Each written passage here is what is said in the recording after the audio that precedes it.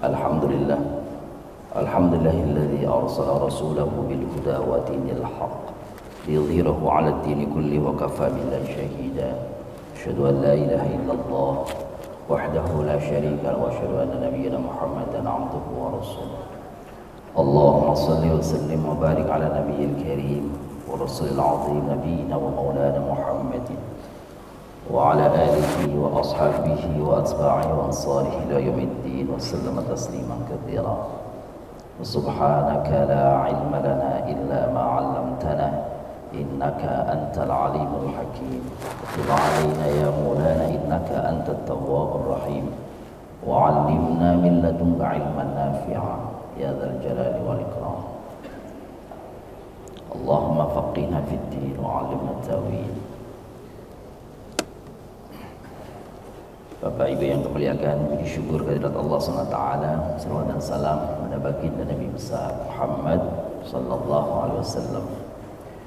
Alhamdulillah, di pagi hari ini kita masih menyampaikan, masih mengkaji tentang tema besarnya adalah Baitun Nubuwah, rumah tangga Nabi.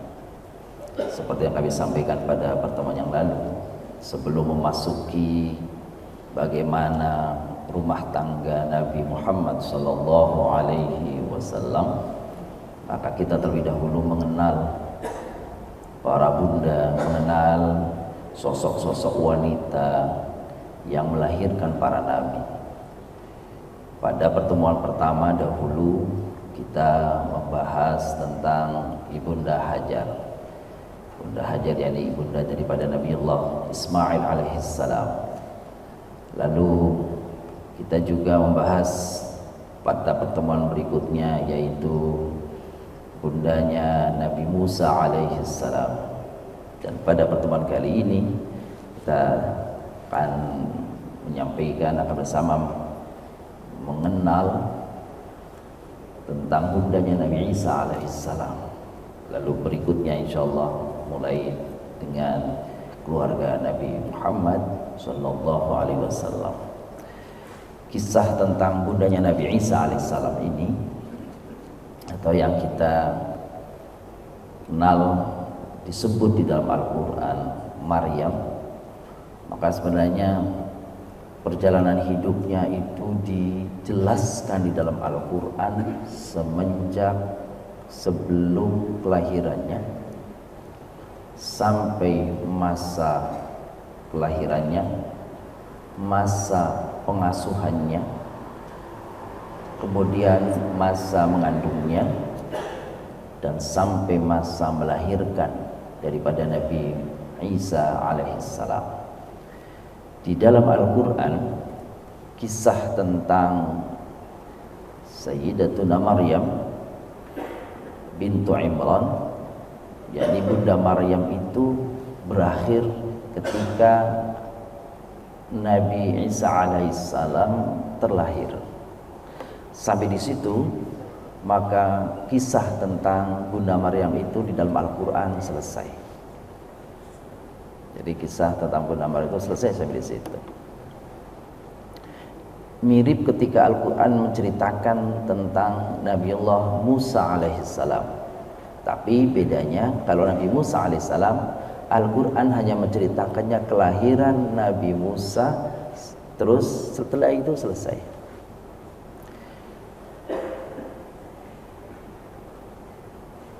Tentang nanti bagaimana Al-Quran bicara tentang ibunda Nabi Muhammad sallallahu alaihi wasallam, nah nanti insyaallah kita sampaikan pada pertemuan berikutnya. Nah, hari ini kita fokusnya pada Bunda Maryam dari Nabiullah Isa alaihissalam. Kita akan mengenal keluarga Imran,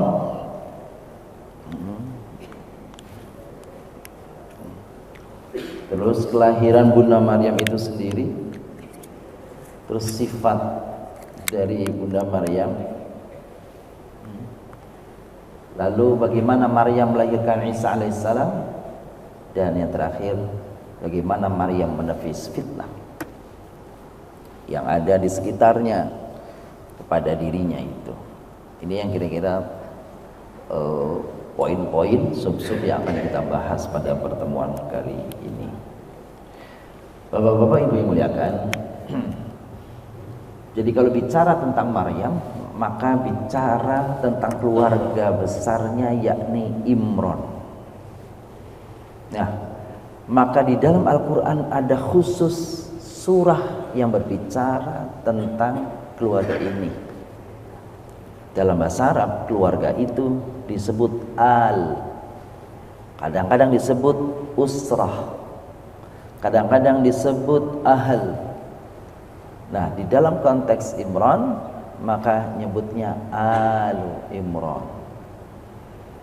Maka nama surat yang kadang orang agak keliru sedikit menyebutnya, yang tidak sama dengan menyebutkan nama-nama surat yang lain, maka nama surah ini, surat yang ke-38 itu bukan menyebutnya Al, tapi menyebutnya Alu atau Ali Imran. Kalau surah pertama Al-Fatihah, surah kedua Al-Baqarah, begitu dan seterusnya. Tapi begitu menyebut surat yang ketiga, maka Bapak Ibu boleh menyebutnya Alu Imran atau Ali Imran, bahkan menyebutnya Ala Imran. Jadi cuma kita sampai di kita nyebutnya satu aja, Ali Imran aja kan gitu ya. Padahal bisa Alu, bisa Ala, bisa Ali. Gitu ya. Karena Al itu satu makna, Imran makna yang lain. Itu Imran itu nama, Al itu artinya keluarga. Bapak-bapak, ibu yang muliakan, kalau kita sedang bersalawat kepada Nabi, Allahumma salli ala Muhammad wa ala ali Muhammad. Nah, itu dia tuh. Gitu. Jadi al itu artinya adalah keluarga. Jadi ada surat khusus di dalam Al-Quran yang berbicara tentang keluarga Imran, yang nanti berbicara tentang anaknya dan cucunya. Siapa cucunya Imran? Jadi kalau anaknya, putrinya itu namanya Maryam, tentu saja cucunya adalah Isa alaihissalam. Berapa anak daripada Imran ini? Nanti kita lihat siapa bundanya Maryam itu. Bapak yang muliakan, ayo kita keluarga Imran. Maryam adalah salah seorang wanita. Salah satunya, sebelum kita sampai keluarga Imran, kita bicara tentu dengan sosok Maryam. Siapa itu sosok Maryam itu? Seperti apa keistimewaannya? Seperti apa kelebihan, keutamaan daripada Bunda Maryam ini? Ternyata hadis-hadis Nabi Muhammad SAW menyebutkan tentang itu. Jadi beliau adalah wanita mulia. Nabi SAW menyebutkan dalam beberapa hadis yang akan kami sampaikan dalam pertemuan kali ini. Hadisnya adalah Sayyidatu nisa'i ahlil jannah arba', kata Nabi SAW.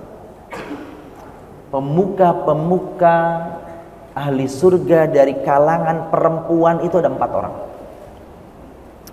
Orang yang mulia, semua masuk surga orang mulia, tapi ada yang paling mulia di surga itu ada 4 orang. Itu Nabi menyebut dalam hadisnya. Siapa 4 itu? 4 itu adalah pertama Maryam bintu Imran, yang kedua Fatimah bintu Rasulullah sallallahu alaihi wasallam, putri Nabi. Yang ketiga adalah Khadijah bintu Khuwailid. Yang keempat Asiyah, yang dalam nama lainnya lengkapnya Asiyatu bintu Muzahim. Asiyatu bintu Muzahim.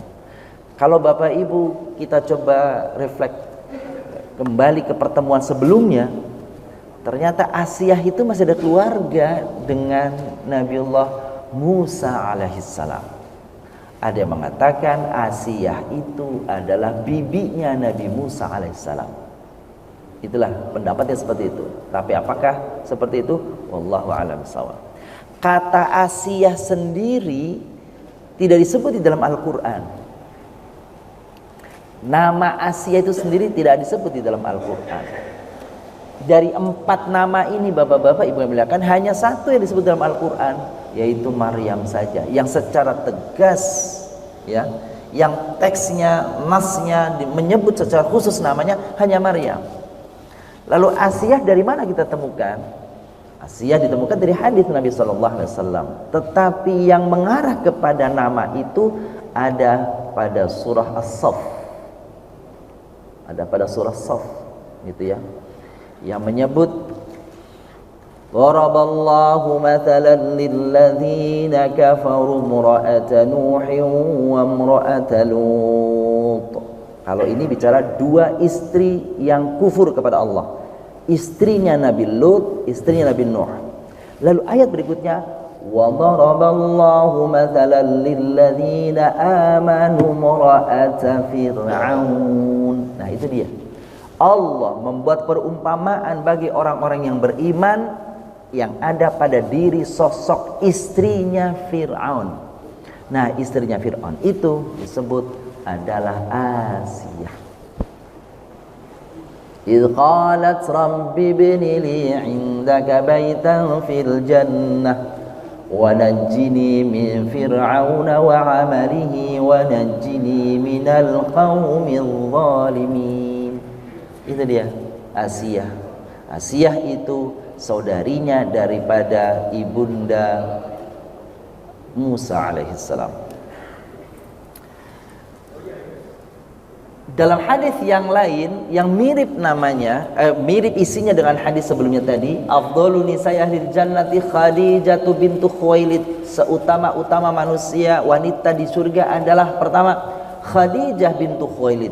Khadijah putrinya Khuwailid, istrinya Nabi sallallahu alaihi wasallam. Wa Fatimah bintu Muhammad, wa Asiyah bintu Muzahim. Disebut namanya di sini. Dalam hadis ini disebut namanya, ayahnya. Imra'atu Fir'aun, itu kita tahu bagaimana Asiyah itu namanya daripada istri Fir'aun dari hadis ini. Karena di dalam Al-Quran gak ada menyebut kata Asiyah, tapi Nabi menyebut wa Asiyatu bintu Muzahim ra'atu Fir'aun. Dan Asiyah putrinya Muzahim yang tidak lain adalah istrinya Fir'aun. Ini, nah artinya al-hadits yubayyinul ayat. Hadis dalam fungsi ini adalah menjelaskan kesamaran ayat. Ayatnya tidak menyebutkan siapa namanya, hadis datang menjelaskan. Karena fungsi hadis itu menguatkan ayat, menjelaskan ayat, atau menghadirkan hukum yang tidak disebutkan oleh ayat. Itulah dia fungsi hadis terhadap ayat tetap Al-Quran. Wa Maryamu ibnatu Imran, dan Maryam putri daripada Fir'aun. Ada hadis yang mirip dengan ini.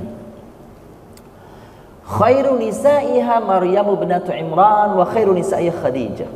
Apa kata ini? Dari Ali radhiyallahu an sallallahu alaihi wasallam, dari Nabi sallallahu alaihi wasallam, beliau bersabda, khairu nisa'iha Maryam ibnatu Imran wa khairu nisa'iha Khadijah. Wanita terbaik yang pernah ada ialah Maryam putri Imran dan Khadijah. Ini hadis riwayat Imam Bukhari. Jadi kalau tadi disebut 4, dikerucutkan lagi jadi 2. Tapi kita tidak nyebut yang menyebut 1, 2 saja, Maryam dan Khadijah. Khadijah putri bintu Khuwailid tadi, putri Khuwailid tadi yang istri Nabi SAW itu, dalam banyak sejarah disebut dalam sirah nabawiyah begitu cintanya Nabi kepada beliau, bahkan sepeninggal daripada Khadijah. Bagaimana itu? Kalau di masa setelah sepeninggalnya Khadijah bintu Khuwailid, Rasulullah sallallahu alaihi wasallam begitu mendengar akan datang keluarga Khadijah bersilaturahim ke rumah beliau, maka beliau menyiapkan, sungguh-sungguh menyiapkan, bahkan disediakan karpet yang paling indahnya, disediakan makanan yang paling nikmatnya. Seperti itu. Ini berefek. Jadi bagaimana kesan beliau terhadap Khadijah, istri beliau ini, sungguh sulit untuk dilupakan. Bahkan Sayyidatuna Aisyah radhiyallahu anha suatu saat itu pernah cemburu kepada Khadijah yang sudah wafat karena Nabi memuji-mujinya.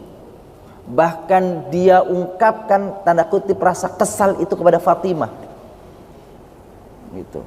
Lalu dia mengatakan, kenapa sih Rasulullah itu menyebut-nyebut seorang wanita yang sudah terkalang tanah, wanita yang sudah tua dan terkalang tanah itu, sudah mati itu.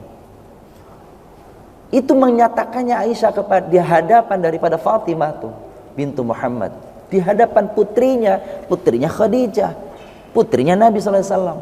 Sedih beliau, sedih Fatimah.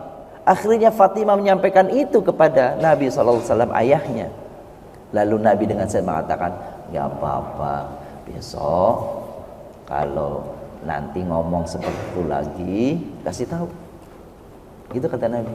Apa kasih tahunya? Ya amat beruntunglah ibuku, kalah keberuntunganmu daripada dibanding ibuku. Kenapa kalah? Coba bayangkan, ibuku yang dulu menikah dengan ayahku Nabi Muhammad SAW, ibuku dalam keadaan janda, tapi ibuku dapat seorang perjaka. Tapi engkau yang gadis, engkau menikah dengan seorang duda. Gitu. Itu kata Nabi. Untung ibuku janda, tapi dapatnya perjaka. Tapi engkau yang gadis belia, dapatnya duda. Nabi ngasih tahu begitu. Setelah itu ada 2 kali kisahnya itu. Kalau yang ini Aisyah menyatakannya sendiri kepada Nabi di depan Nabi itu. Kira-kira kalimatnya itu, kenapa sih engkau sebut-sebut terus tuh istrimu yang sudah wafat meninggal itu?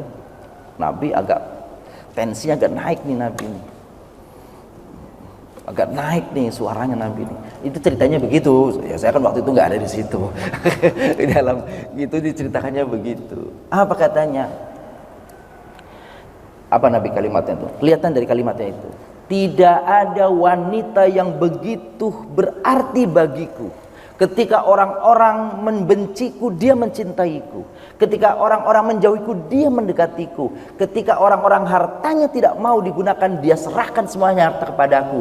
Dan tidak ada orang yang mewariskan keturunan dari semua istri-istriku kecuali dari dia.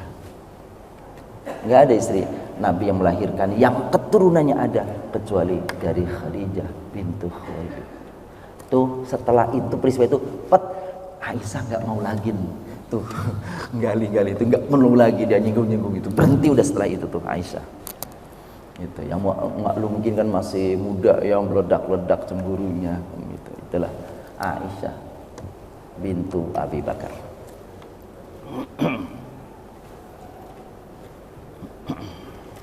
Ya, kita lanjutkan. Kamula minar rijali katsir wa lam yakun minan nisa'i illa Maryam bintu Imran wa Asyatu ibnatu Fir'aun wa fadlu Aisyah 'ala nisa'i ka fadli tharid 'ala sa'ir ta'am. Nah, ini Aisyah di sini dipuji baru nih, ada nih wanita nih ya. Apa kata Nabi sallallahu alaihi wasallam? Kalau lelaki yang sempurna jumlahnya banyak, tapi kalau wanita yang sempurna enggak banyak. Lelaki yang sempurna banyak. Maksudnya siapa yang laki sempurna? Paling tidak para nabi, para rasul. Itulah laki-laki yang sempurna paling tidak dibanding pada laki-laki yang lainnya. Tetapi kalau wanita yang sempurna, Nabi hanya menyebut siapa? Maryam bintu Imran, Asiyah ibnatu Imra'atu Fir'aun. Wa fadlu Aisyah 'ala nisa, ada keutamaan Aisyah dibandingkan wanita lainnya sebagaimana keutamaan ats-tsarid dibandingkan makanan lainnya, makanan yang terenak. Bubur tadi itu bubur itu waktu itu udah makanan itulah, makanan top ya. Tapi jangan dianggap bubur beras, waktu itu kan belum ada beras itu ya. Bubur gandum atau bubur makanan yang enak dibandingkan yang lainnya itu. Nah, itu Nabi menyebutnya itu. Ini kira-kira beberapa hadis berbicara tentang keutamaan sosok Maryam ibnatu Imran, yaitu Maryam putri Imran. Sekarang Imran itu punya anak berapa? Jadi disebut-sebut Imran itu punya anak berapa? Ada 2 pendapat. Pendapat pertama mengatakan dia punya 2 anak. Yang pertama, ya, ini hadisnya nih. Inna Allah astafa Adam wa Nuhan wa ala Ibrahim wa ala Imran ala alamin. Sesungguhnya Allah memilih Adam dan Nuh dan keluarga Ibrahim dan keluarga Imran dari seluruh alam dibanding di alam atau manusia yang lainnya. Allah memilihnya manusia-manusia mulia itu ya dari Adam, yaitu Adam, Nuh, dan dari keluarga Ibrahim dan keluarga Imran. Kalau Nabi Muhammad dari keluarga Ibrahim. Kalau nabi-nabi yang lain ya yaitu Isa, Ilyasa itu dari keluarga Imran. Yang paling banyak tentu saja adalah dari keluarga Ibrahim. Bahkan orang mengatakan semua keturunan Nabi itu rujukannya kepada Nabi Ibrahim alaihissalam. Maka pantas kalau Nabi Ibrahim alaihissalam disebutnya Abul Anbiya. Apa? Bapaknya para nabi. Itulah Nabi Ibrahim alaihissalam. Memang ada nabi yang datang sebelum Nabi Ibrahim. Dari mulai kita sebut dari atas itu Adam, Idris, Nuh, Hud, Saleh. Itu nabi-nabi yang nggak berketurunan kepada Nabi Ibrahim alaihissalam. Siapa saja anak-anaknya Imran itu? Gitu ya. Oke. Jadi keluarga Imran adalah keluarga mulia dalam kaul sejarah. Allah memilih mereka dibanding keluarga lainnya adalah tanda nyata keagungan keluarga ini ya. Keluarga Imran disebutkan kepada seorang yang bernama Imran itu nama orang tentu Imran bin Mathan Al-Azar bin Al-Yud bin Sulaiman bin Dawud alaihissalam. Dawud alaihissalam. Jadi nasabnya itu Imran bin Mathan bin Azar. Ini Azar bukan ayahnya Ibrahim ya, bukan. Udah jauh kan ini setelah Ibrahim. Bin Azar bin Al-Yud bin Sulaiman bin Dawud alaihissalam. Jadi masih keturunan Nabi Sulaiman, masih keturunan Nabi Dawud alaihissalam. Dalam bahasa Ibrani, Imran seringkali disebutnya Imram. Ya. Gitu. Dalam buku-buku Nasrani namanya disebut juga Yohakim. Maka ada kitab kitab dalam Injil itu Yohakim itu. Keluarga Imran adalah turunan atau cabang terakhir dari orang-orang beriman dari turunan Bani Israel. Nah, itu ya. Ini dia. Setelah itu selesai. Keturunan Bani Israel jadi nabi selesai. Lahirlah Nabi Muhammad sallallahu alaihi wasallam yang tidak berketurunan kepada Bani Israel. Nabi Muhammad tidak berketurunan kepada Ismail karena Nabi Muhammad cabangnya dari Ismail alaihissalam. Sedangkan nabi-nabi yang Bani Israel itu cabangnya kepada Nabi Ishak. Anaknya Nabi Ishak, Nabi Yakub, berketurunan itulah Bani Israel. Jadi kalau Nabi Muhammad jalurnya adalah Nabi Ismail, sedangkan yang lain-lainnya Nabi itu keturunannya dari Nabi Ishak. Sedangkan Nabi Ibrahim alaihissalam dua yang menjadi Nabi, Ishak dan Ismail.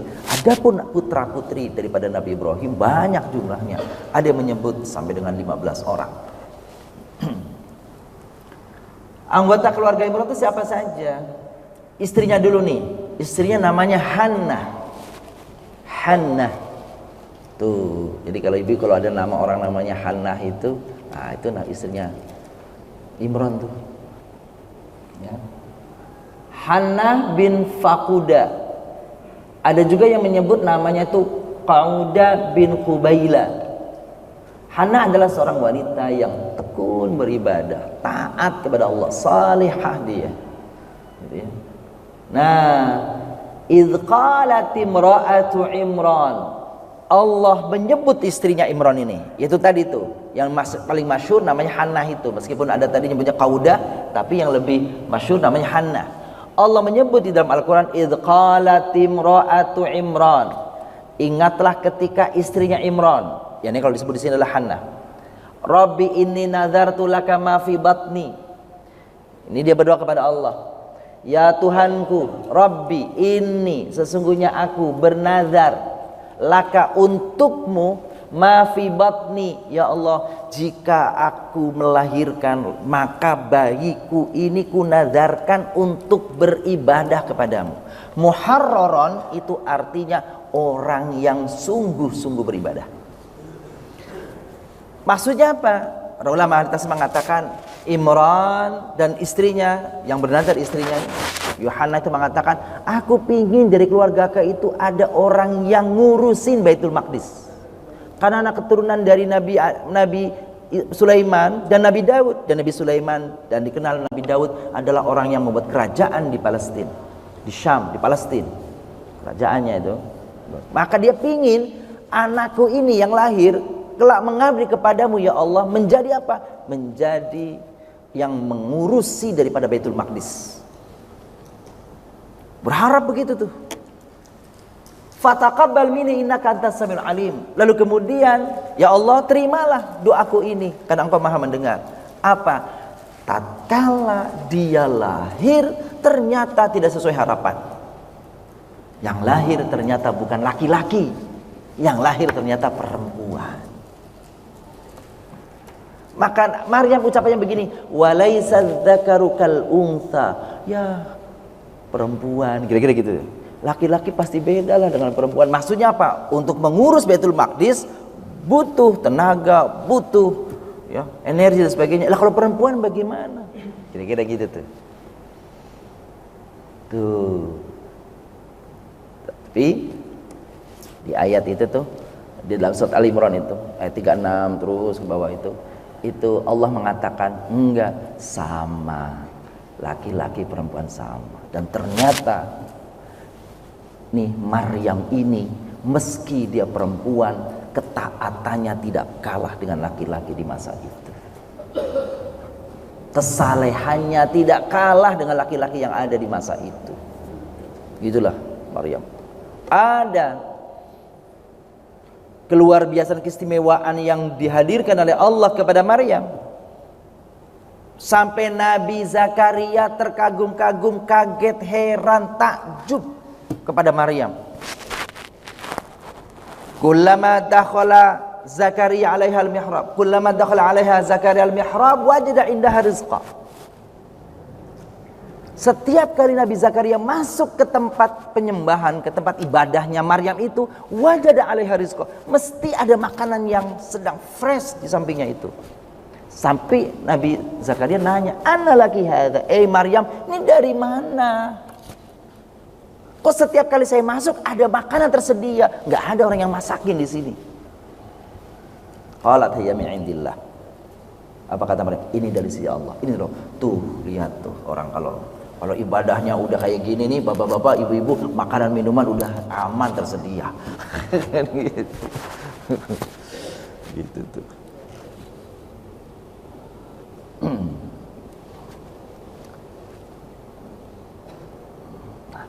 Kita lanjut lagi.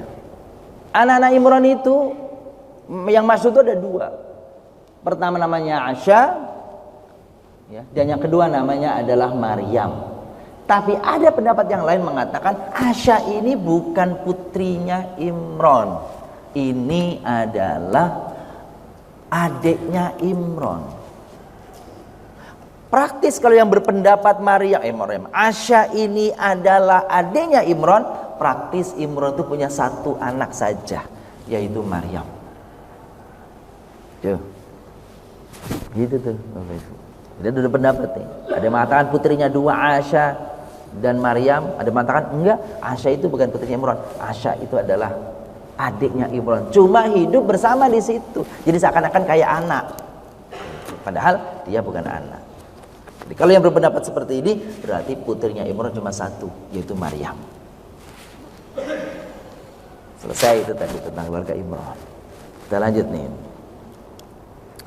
Kisah Maryam menjaga dirinya nih.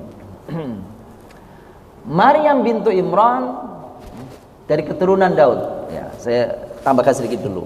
Jadi begitu Maryam lahir, tumbuh menjadi anak, menjadi bayi yang lucu, menjadi anak kecil yang mungil, yang lucu, yang disenangi oleh orang.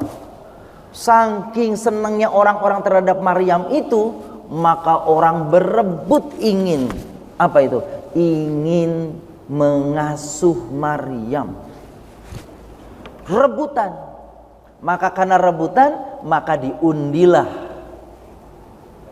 Ketika diundi, Nabi Zakaria ngikut.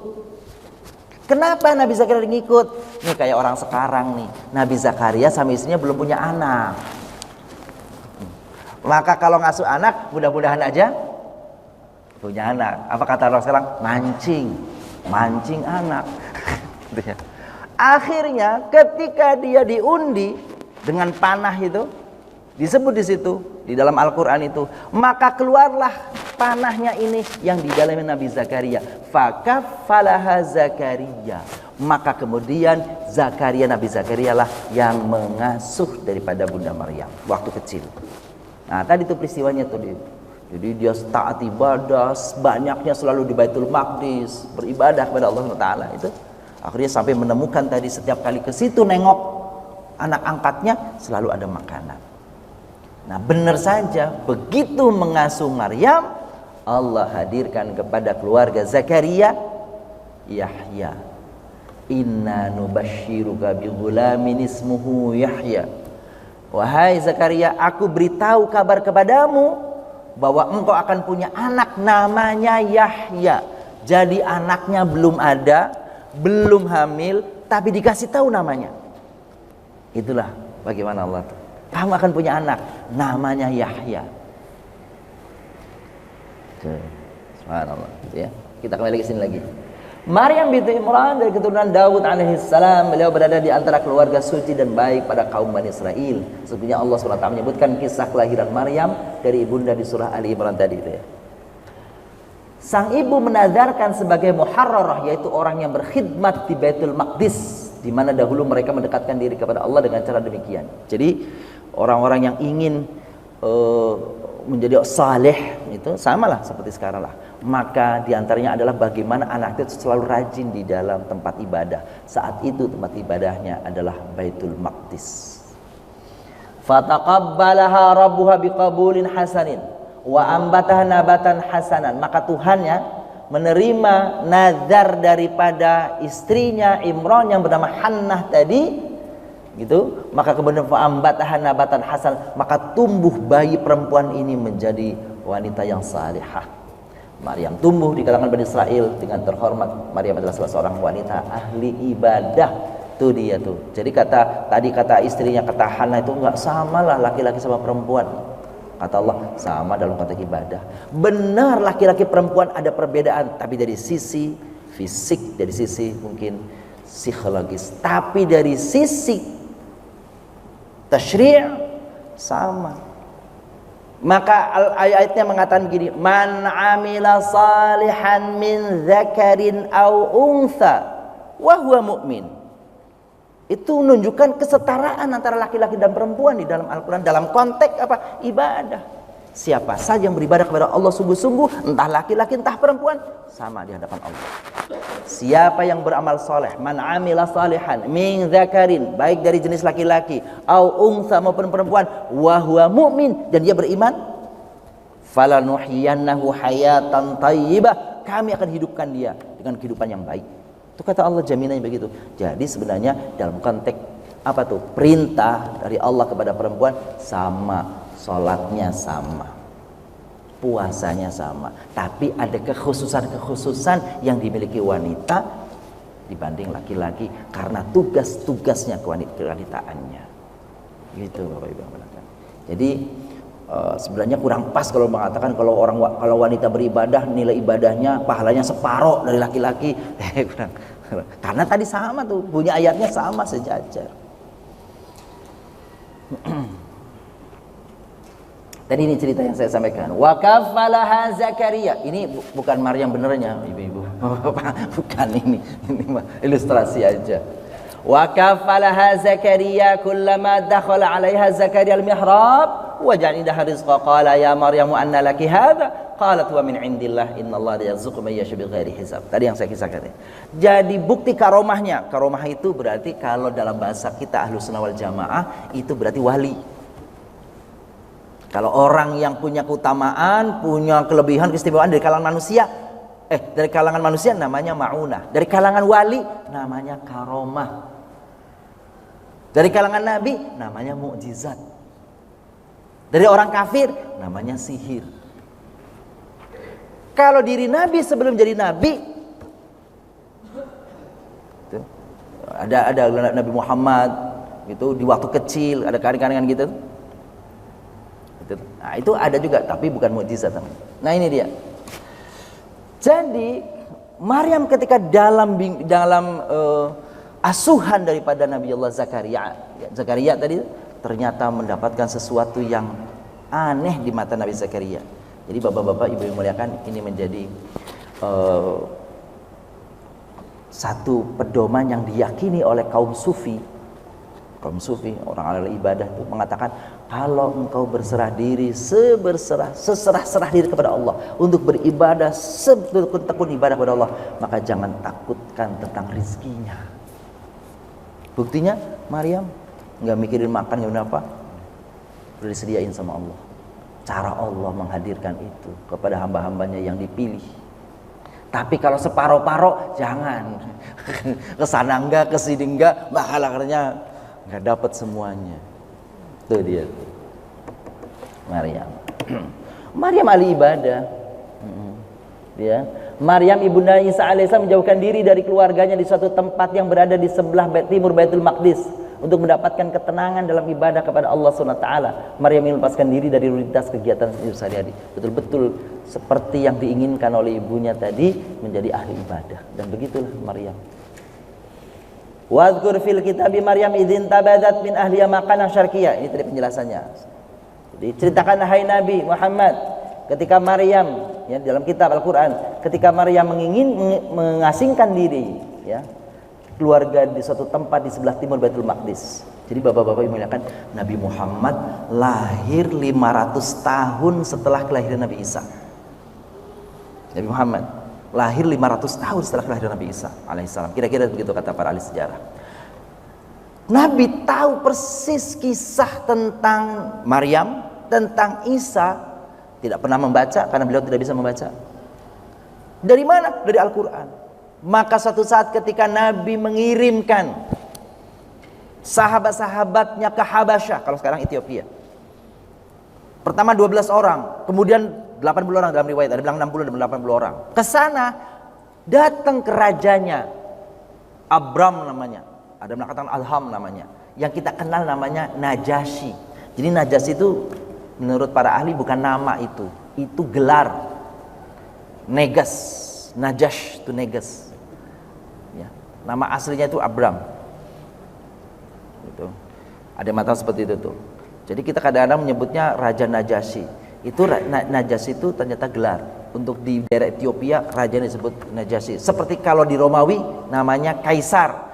Kalau di Persia namanya Kisra. Itu. Kalau di Mesir namanya Fir'aun. Itu semuanya gelar. Gelar-gelar. Nah, ketika sampai di sana ternyata Najasyi ini seorang penganut Kristen yang taat. Taat Kristen, taat. Maka ketika Amr bin As belum masuk Islam, datang ke sana sebagai juru runding untuk mengembalikan orang-orang yang dalam bahasa sekarang minta suaka. Karena di Mekah waktu itu ditindas, diintimidasi, dipersekusi kalau bahasa kita. Ya, kayak ulama aja dipersekusi. Gitu ya. Dikirim ke sana oleh Nabi SAW suruh berhijrah, Nabi sendiri nggak berhijrah, tetap di Mekah. Maka ketika Amr bin As datang ke sana menyampaikan ingin mengadu domba, ingin membuat fitnah kepada kalangan daripada umat Islam supaya umat Islam ini dikembalikan ke Mekah agar bisa agar bisa disiksa, agar bisa dipaksakan kembali untuk masuk agama nenek moyang mereka. Maka kemudian salah satu kalimatnya Amr bin As mengatakan, wahai raja yang mulia, sesungguhnya tahu enggak, ini orang-orang yang datang ini, maksudnya sahabat-sahabat Nabi Muhammad ini orang yang datang ini sesungguhnya dia adalah menghina tentang Tuhanmu, yaitu Isa alaihissalam. Najasyi kaget, benar? Dipanggillah sini, akhirnya tampillah Ja'far bin Abi Thalib. Ya, Ja'far bin Abi Thalib. Lalu kemudian Ja'far diperintahkan, apa yang kau ketahui tentang Isa alaihissalam? Maka Ja'far bin Abi Thalib membacakan surat Maryam, membacakan surat Ali Imran yang isinya keluarga, tentang Maryam, tentang Isa alaihissalam. Apa yang terjadi bapak-bapak yang muliakan? Begitu Najasyi tadi, si raja ini nih mendengarkan ayat-ayat yang dibacakan oleh Ja'far bin Abi Thalib Apa yang terjadi? Dia menangis, meneteskan air mata.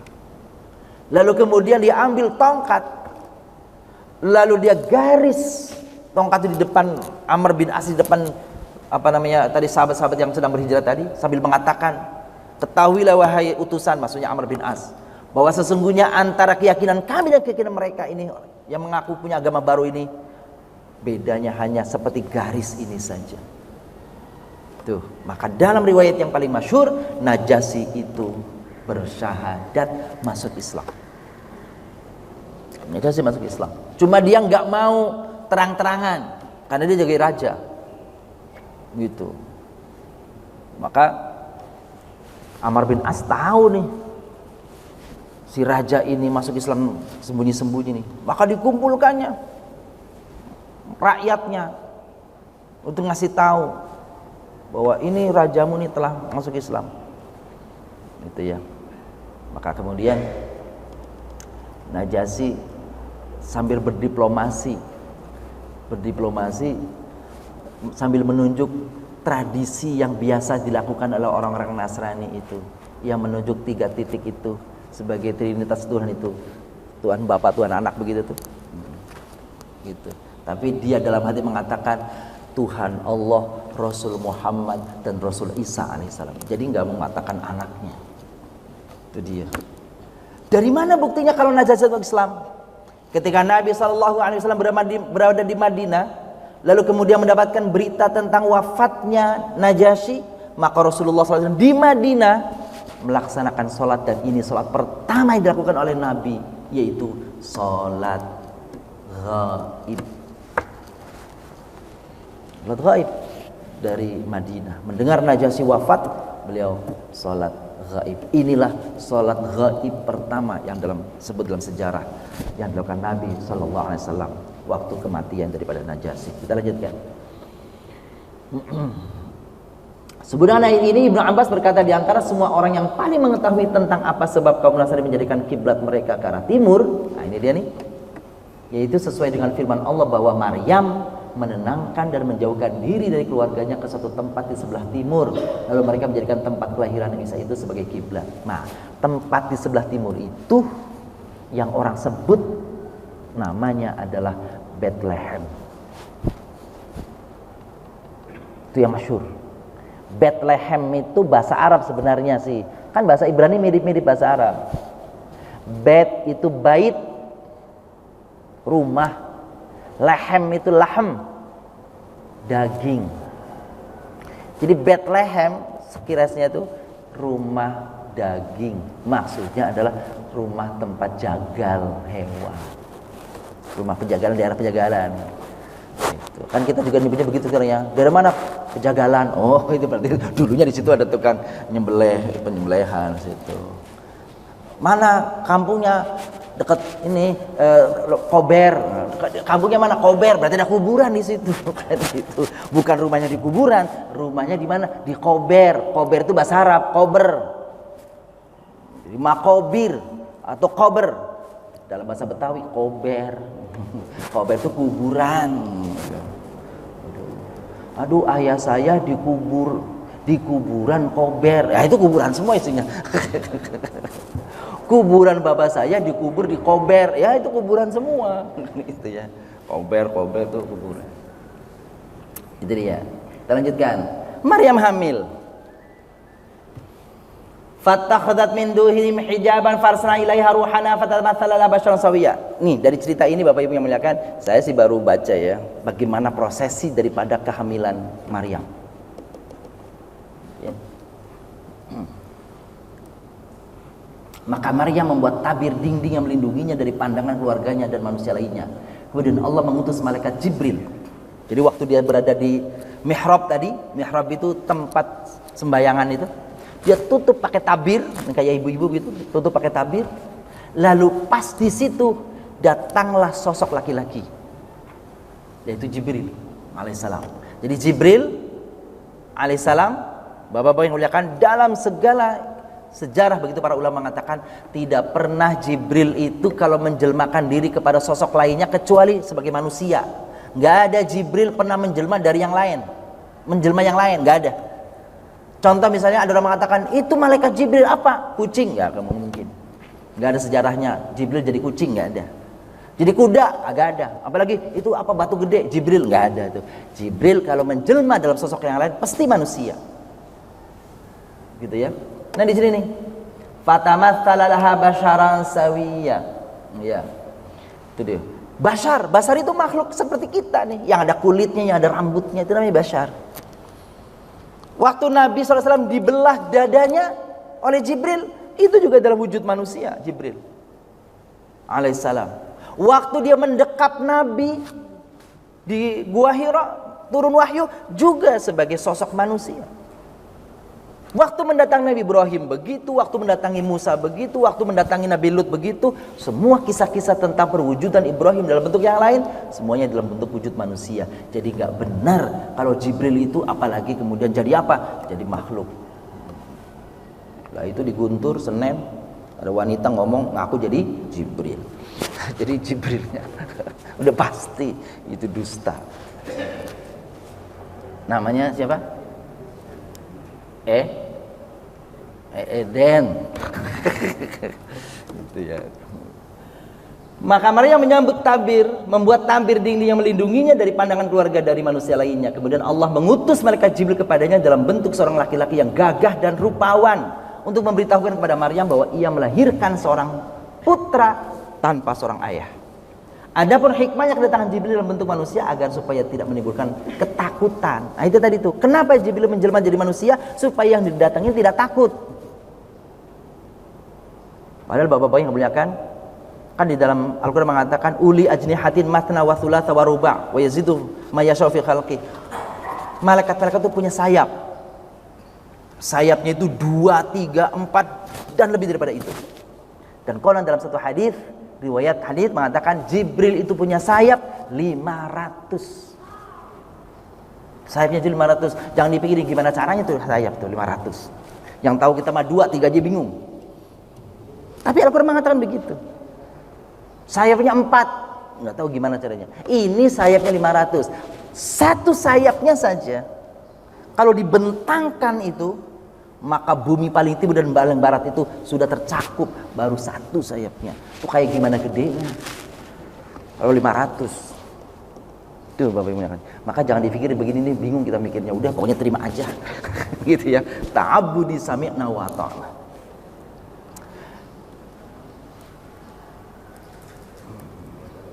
Dialog antara Jibril dan Maryam. Ya. Ketika didatangi Jibril, Maryam ini seorang wanita yang dia menjaga diri. Maka ketika didatangi laki-laki dia takut.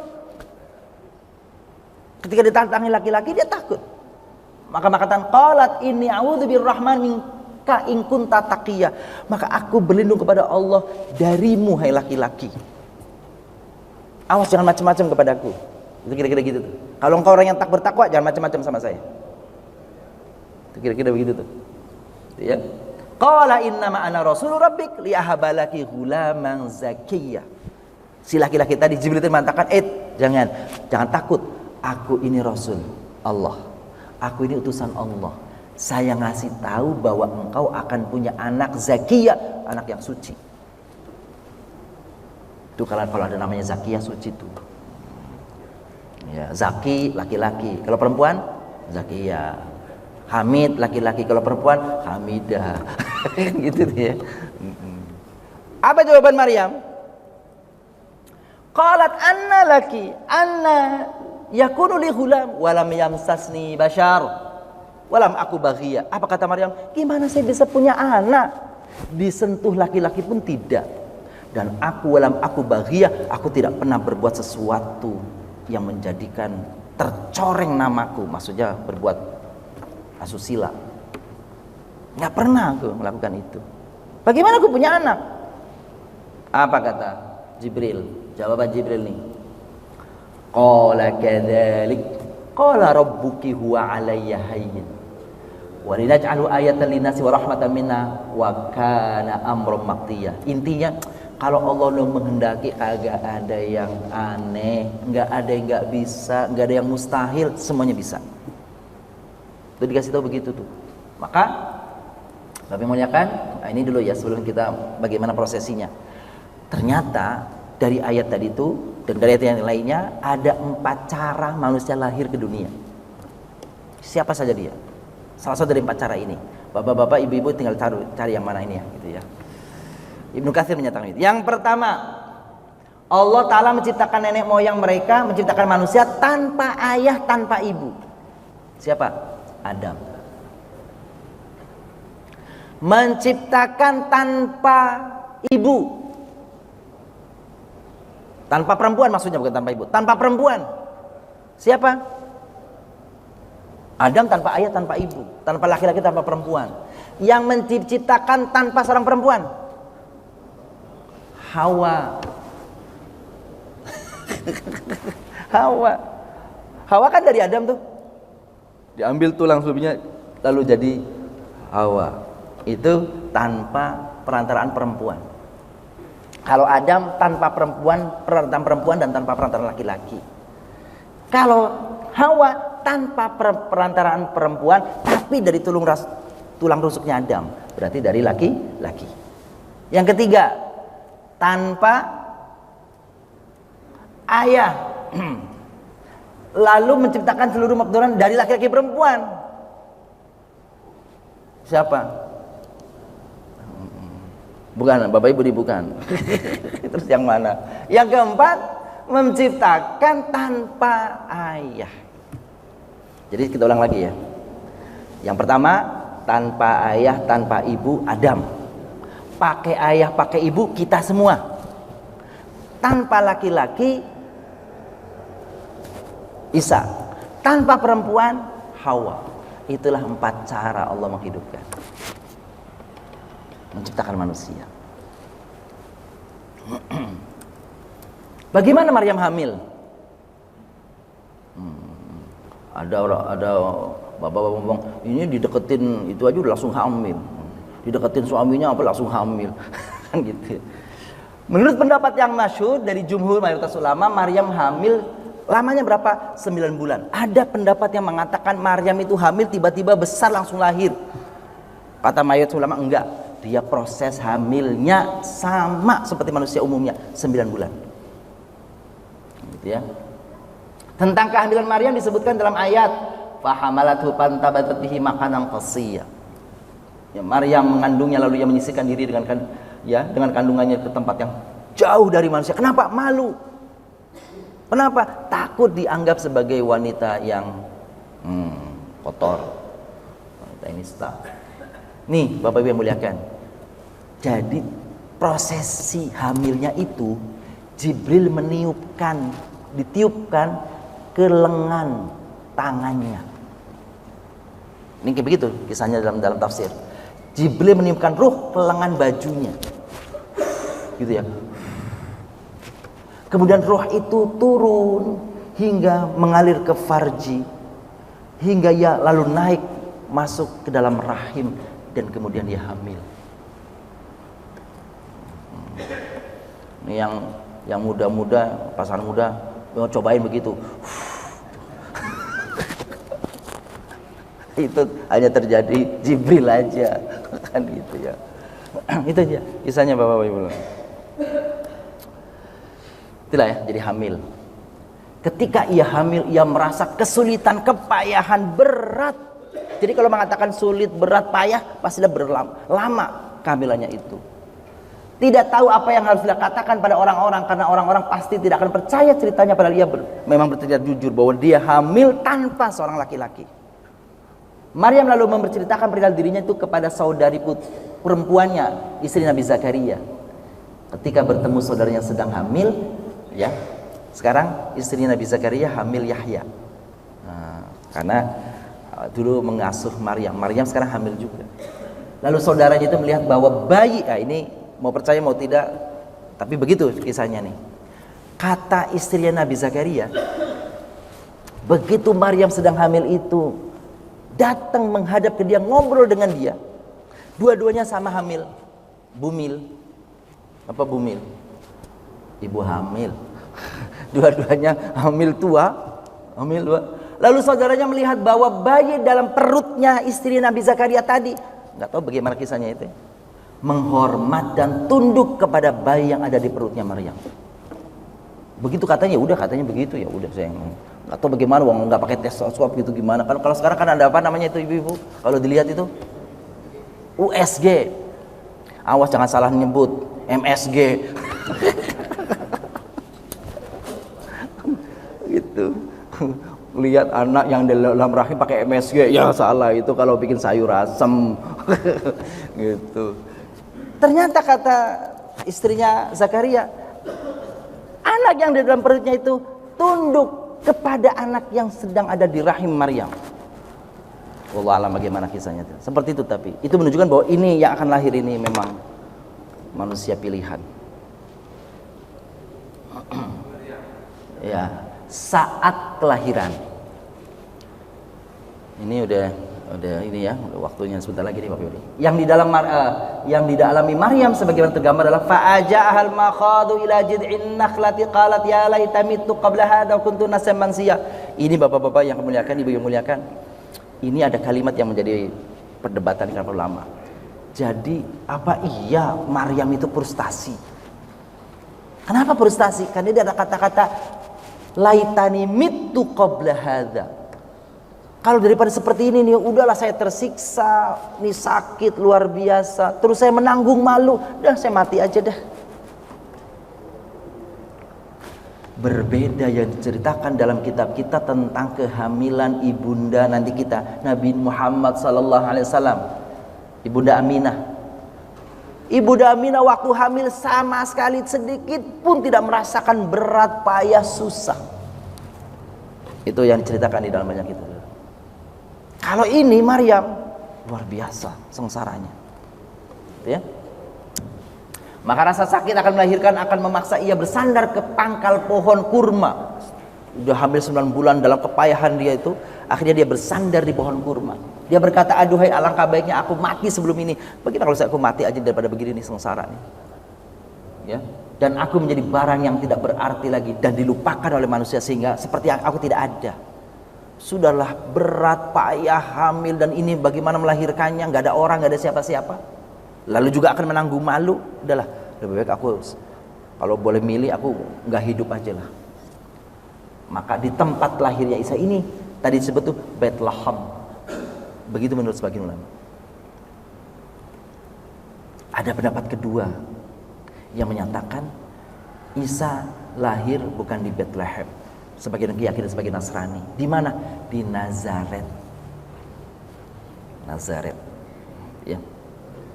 Ya. Nah, kalau Bethlehem ini Bapak-bapak Ibu yang muliakan, itu di Jericho. Jadi kalau Bapak-bapak itu yang pernah mungkin travel ke ini ya, travel ke Palestina, itu dikasih tahu tuh. Ini dulu di sini diyakini tempatnya Nabi Isa alaihissalam lahir. Di situ ternyata memang ada kecil, ada kayak perkampungan kecil yang banyak pohon kurmanya. Pohon kurmanya. Dan itu ketika Maryam itu melahirkan, kan kata Nabi itu, kata Allah digetarkan, digoyang-goyangkanlah pohon kurma itu yang masih muda, yang masih mengkel itu. Tusakit alaiki rutaban janiyah, ketika engkau goyang-goyangkan maka akan berjatuhkan rutob. Rutob itu kurma muda, kurma mengkel. Dan ketika dimakan itu, itulah wasilahnya kemudian dia mudah melahirkan. Makanya orang sekarang kalau yang susah punya anak, datang kepada orang yang baru umroh, nanti tolongin ya, sampai di sana beli kurma mentah. Beli kurma mentah. Kurma rutob. Namanya rutob. Rutob itu mengkel. Jangan mentah bener, pahit. Gitu. Kurma mengkel yang kuning warnanya itu, yang sepet-sepet itu. Gitu. Ya itu namanya tafaulan, tabarukan. Ya silahkan aja, minta sama Allah.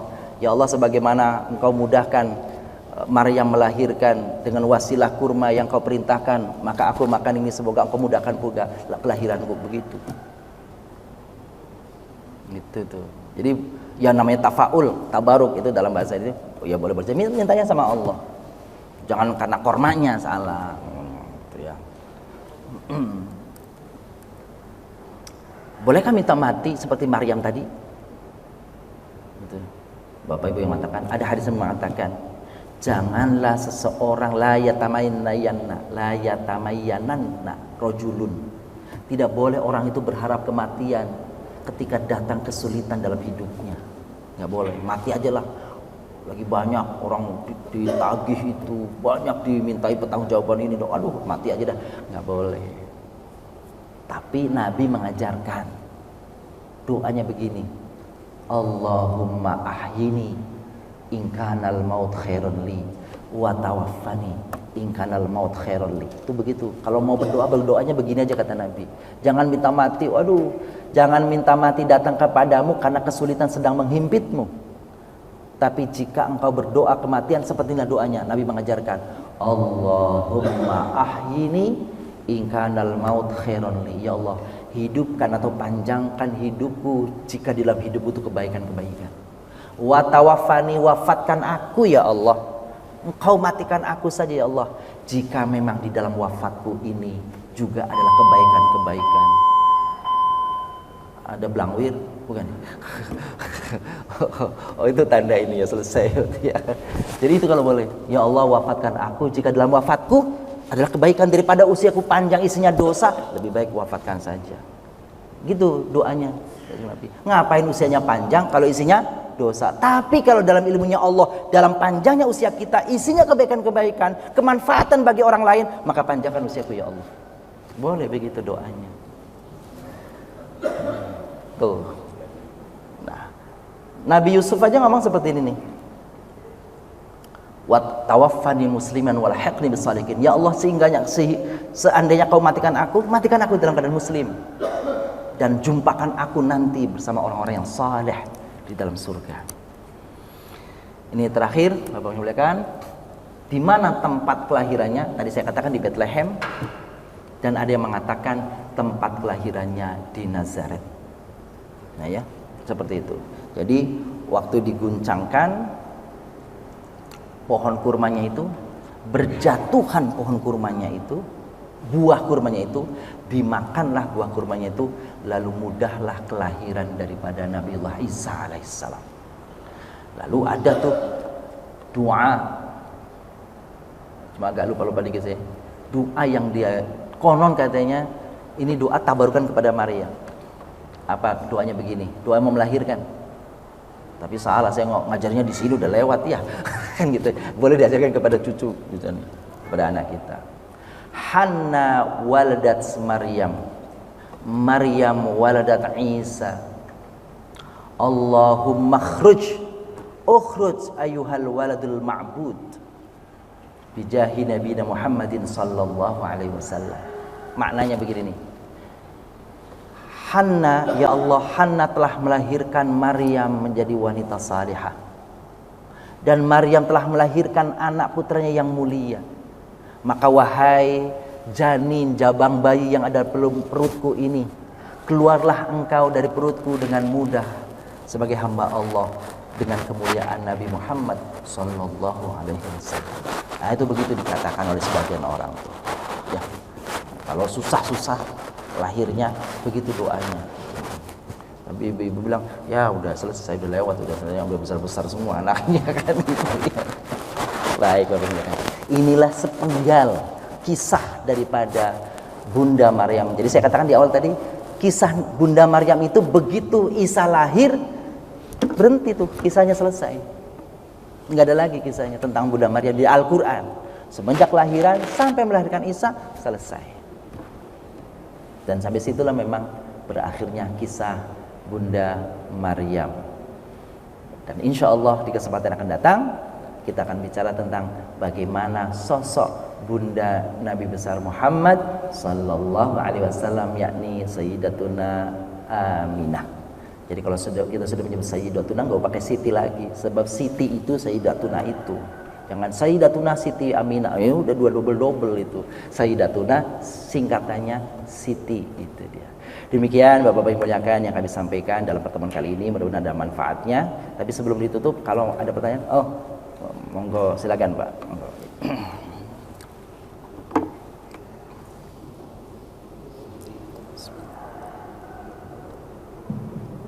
Terima kasih. Assalamualaikum warahmatullahi wabarakatuh. Waalaikumsalam. Di tampilan tadi kan kita boleh meminta mati. Kalau kita menghadapi keluarga misalnya yang sedang dalam krisis di ICU, lalu rumah sakit mengatakan kepada kita, Pak, ini kondisinya sudah berat dan sebagainya. Lalu kita akan mencabut alat-alat yang akhirnya yang akan meninggal gitu. Nah, kita sebagai keluarga kan minta tanda tangan gitu ya. Nah itu tujuan kita untuk tanda tangan membuka alat-alat dan akhirnya akan mati. Apakah itu bagaimana menurut pandangan Islam? Terima kasih. Baik, Bapak muliakan. Prinsip yang tidak boleh ditinggalkan pertama adalah keyakinan bahwa tidak ada kematian yang menimpa seseorang kecuali itu atas izin Allah. Bapak Ibu yang muliakan, tidak ada kematian datang kepada seseorang kecuali itu atas ilmunya Allah. Ada dalam ilmunya Allah, apapun caranya.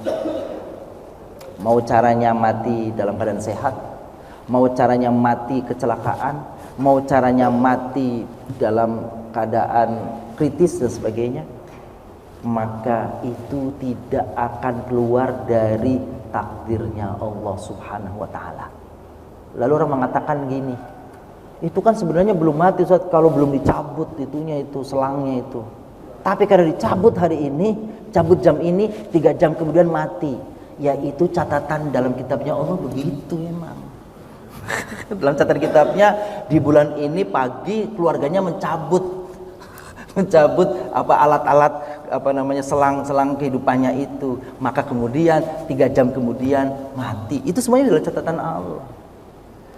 Jadi kita berikhtiar, wajib kita berikhtiar. Tapi sesungguhnya apa yang kita lakukan tidak keluar daripada apa? Ketentuan skenario Allah Subhanahu wa taala. Jadi ya sudah seperti itu. Tapi tidak boleh meminta kematian atau menantang kematian. Gak boleh. Contoh, kalau tadi orang sedang sakit dan memang masih ada kemungkinan, ada potensi bisa hidup, lakukan ikhtiarnya, jangan menyerah dulu. Gitu. Tapi kalau sudah pertimbangan medis seperti demikian, ya kita tawakal kepada Allah. Toh ada orang, bapak-bapak yang kami muliakan, ini kisah kejadian nyata.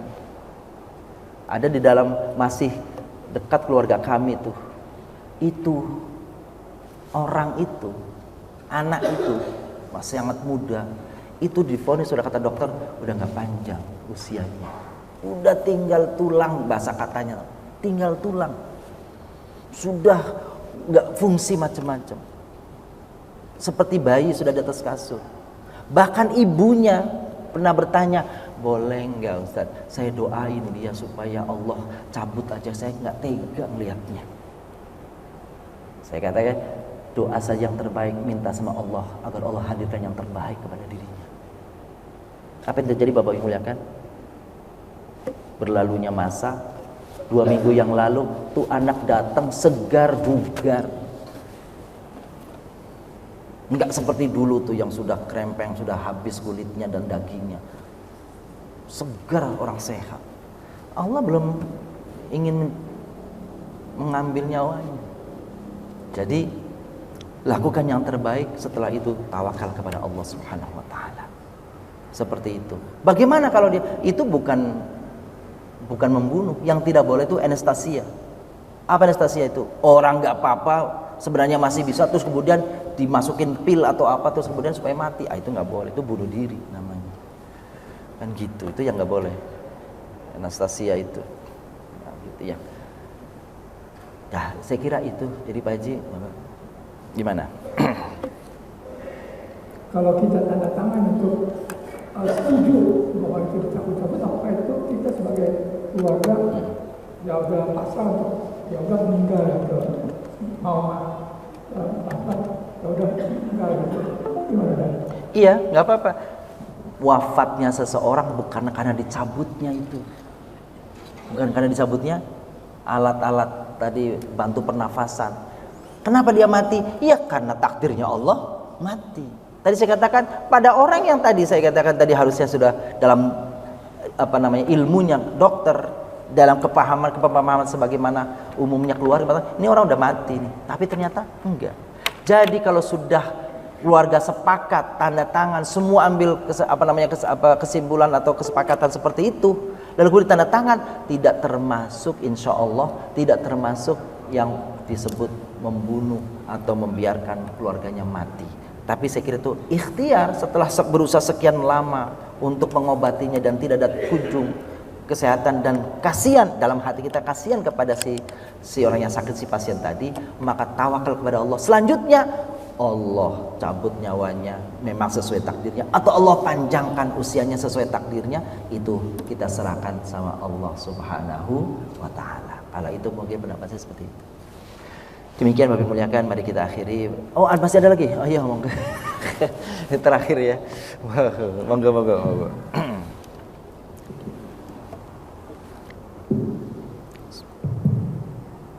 Assalamualaikum warahmatullahi wabarakatuh. Waalaikumsalam warahmatullahi wabarakatuh. Saya di sini mohon penjelasan lebih lanjut, Pak. Tadi Pak Ustadz bilang tempat wanita yang penghuni surga. Iya. Termasuk yang terakhir itu Aisyah, istrinya Fir'aun. Asia. Nah, ini kenapa Pak Ustadz? Kadang kan Fir'aun itu kerak neraka, istrinya kok bisa tidak masuk surga. Ini ceritanya bagaimana Pak Ustadz penyebabnya. Yang kedua masalah Nabi Ibrahim. Nabi Ibrahim itu kan Pak Ustadz bilang bapaknya Nabi. Betul. Nah, ini Nabi sebelumnya kan keturunan ranjinya dari Nabi sebelumnya, Pak. Nabi Ibrahimnya keturunannya dari siapa? Ranjinya dari siapa? Terima kasih. Assalamualaikum warahmatullahi wabarakatuh. Assalamualaikum warahmatullahi wabarakatuh. Saya jawab singkat aja, Pak. Kenapa Asiyah itu penghuni surga? Kan dia istrinya Fir'aun. Jadi kalau mau mencontohkan Bapak yang muliakan, jangan kaget orang itu bisa saja di dalam keluarga yang saleh itu ternyata ditemukan orang yang kufur kepada Allah. Contoh, Nabi Ibrahim alaihissalam, Nabi tapi bapaknya itu kafir. Dalam riwayat itu ya. Nabi Muhammad SAW gitu, paman-pamannya kafir. Nabi Nuh alaihissalam anaknya kafir. Nabi Lut alaihissalam istrinya kafir. Tapi jangan pikir istri perempuan anak semua. Ada yang suaminya kafir, istrinya yang beriman. Siapa? Asiyah. Jadi Asiyah meskipun dia menjadi istri Fir'aun, tetapi dia beriman kepada syariat Nabi yang datang di saat itu. Dia beriman kepada Allah. Makanya dia berdoa waktu dilemparkan ke sumur yang dibawanya tombak-tombak itu, Rabbi binili indaka baitan fil jannati wa najini min fir'auna wa ma'ali wa najini minal qawmil zalimin. Begitu doanya daripada Siti Asiyah. Apa itu? Pertama doanya, ya Allah, kan Asiyah itu wanita cantik. Jadi Fir'aun itu segala wanita cantik diambil jadi istri, selir dan sebagainya. Maka ketika dia diperistri oleh Fir'aun, dia nggak mau. Tapi yang nggak bisa menolak warga kepada raja. Tapi dia doa kepada Allah, semoga apa ya Allah, jagalah diriku ini dari Fir'aun. Maka konon di dalam tafsir disebut, ketika dia berdoa seperti itu, dia menjadi istri Fir'aun, tetapi tidak pernah sekalipun disentuh oleh Fir'aun. Sampai akhirnya dia nggak pernah disentuh. Dalam arti nggak pernah digauli oleh Fir'aun. Nggak pernah. Fir'aun dihilangkan rasa cinta kepada Asiyah. Seketika ketika dia doa begitu tuh, najini min fir'auna wa ma'ali, ya Allah selamatkan aku dari Fir'aun dan perbuatannya itu. Perbuatan itu maksudnya itu menggaulinya itu. Maka sekejap itu Fir'aun hilang rasa cinta, rasa kangen, rasa sayang, rasa apapun kepada, artinya untuk menggauli dia ya, nggak ada rasa itu, hilang rasa itu. Kok bisa? Ya Allah yang menggenggam hati, maha bisa. Maka dia beriman dan dia mati dalam keadaan iman. Dan ketika dilemparkan oleh Fir'aun karena dia membangkang gitu, dilemparkan ke sumur tadi itu, dia minta sama Allah, Rabbi bnili indak baitan fil jannah, ya Allah bangunkan untukku, aku mati karena teguh dengan pendirian imanku kepadamu, nggak mau mengimani Fir'aun sebagai Tuhan. Begitu dilemparkan ke dalam sumur, dan ketika dia berdoa Rabbi bnili indaka baitan, digambarkan, kata tafsir, digambarkan dalam benaknya, dalam pandangannya Maryam ketika dilempar itu, bukan Maryam ya, Asiyah itu, tempat surganya, tempat rumahnya di surga. Maka dia kemudian diambil nyawanya sebelum sampai ke dasar sumur yang isinya tombak-tombak, dan mati dia di situ. Jadi sudah mati. Itu pertama. tentang Asia ya.